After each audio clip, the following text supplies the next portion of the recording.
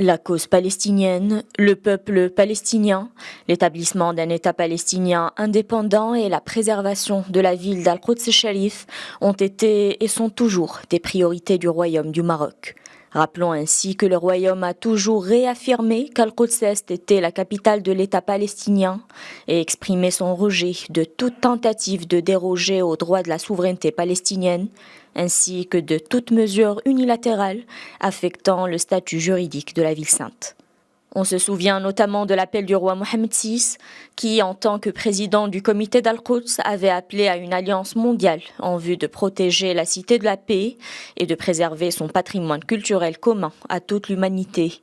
C'était le 12 février dernier au Caire, lors de la conférence de haut niveau sur la protection et le soutien de la ville d'Al-Quds.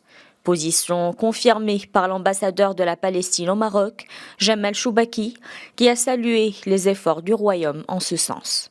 Cet engagement du Maroc est incarné entre autres par le travail sur le terrain de l'agence Beit Mal-Quds, considérée comme le bras exécutif du comité d'Al-Quds. Cette agence est supervisée par le souverain en personne et mène une action concrète pour soutenir la ville sainte et préserver son haché civilisationnel. Depuis 25 ans maintenant, l'agence multiplie projets socio-économiques à l'égard des Palestiniens. Fin février dernier, le chef de la diplomatie marocaine recevait pour sa part Ahmed Majdeleni, ministre palestinien du Travail et du Développement, mais aussi président du Conseil économique et social palestinien.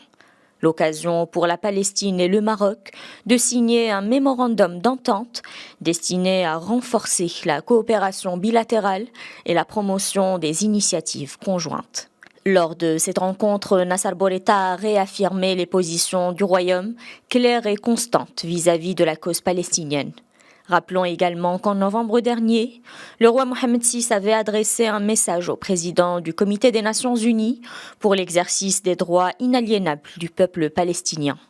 Ainsi, le Maroc a toujours plaidé en faveur de l'incarnation de l'État palestinien indépendant et souverain, avec Al-Quds occupé comme capitale sur les lignes du 4 juin 1967, sur la base de la solution à deux États, et ce conformément au droit international et à l'initiative de paix arabe.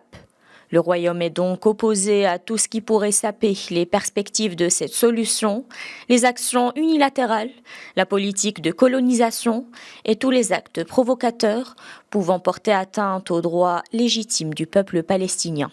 Le Maroc a également, dans ce sens, appelé à la poursuite de l'action arabe commune pour faire face aux politiques israéliennes illégales et incompatibles avec le droit des Palestiniens à vivre en liberté et en sécurité au sein d'un État indépendant, souverain et géographiquement viable.